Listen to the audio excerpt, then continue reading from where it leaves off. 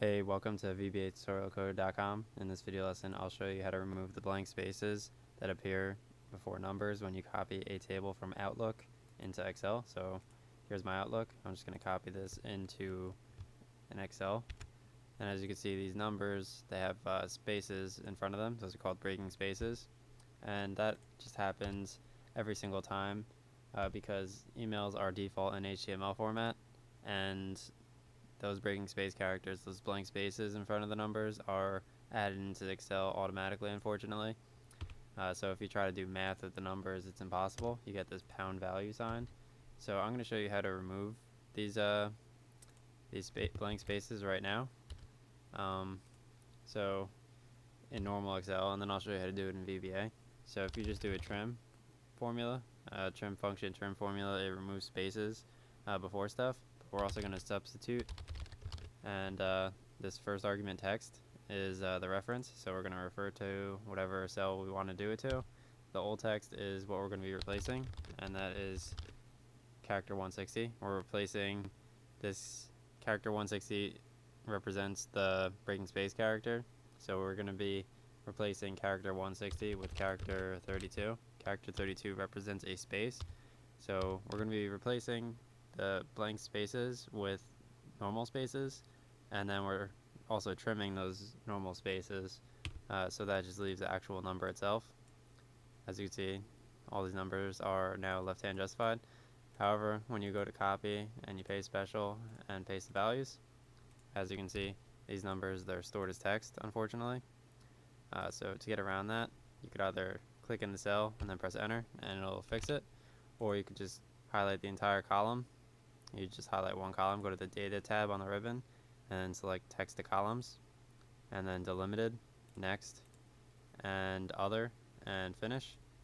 And as you can see, all these numbers are now right hand justified. They're all actual numbers, they're not text anymore. And then if you try to do math with the numbers, it is fixed.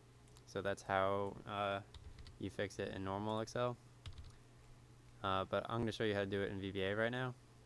So if you go to the Develop tab, View Code, I have all this code in my YouTube video. You can copy it all from there. But I'm just going to step through it line by line.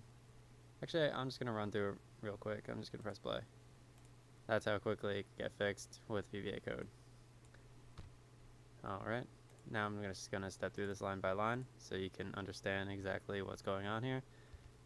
So this variable right here, it's just setting itself equal to however many rows there are in column 1. Column 1 is also known as column A. So there are 10 rows in column A with values. It counts down to how many rows have values. Yeah, so erow equals 10 now. So what this does over here, it's going to set range E1. It's going to fill this with the formula that we just typed before, and this RC is just RC format. I use RC R1C1 format while copying formulas in VBA. To do that, you just go to File, Options, Formulas, and R1C1 Reference. And as you can see, the columns are now known as 1, 2, 3.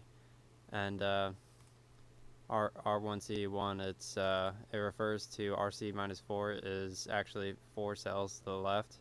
RC4 is 4 cells to the right. And I like to use R1C1 format while getting the formulas in VBA. Just so when I fill down like the formulas, it actually fills down the correct formulas and it references the correct cells. So it's going to fill down that formula right there. It's going to fill it down 10 rows, and as you can see, it applies to all the respective things. And we're just going to do that for column F, G, and H right now.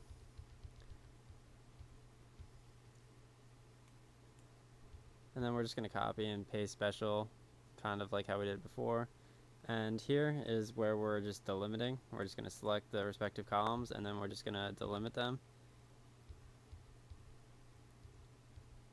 And then this just right here, just switches it to date format. And yeah, that's basically it. That's how you do it in VBA. And if you're wondering how to actually like get the delimiter, you just go to record macro, click up here, and then just go over here, data tab, and text columns, delimit, and then finish, and then just go to developer, stop recording, macros, macro 1, and that's how you could actually just get like the code for the delimit in case you don't feel like writing this entire thing.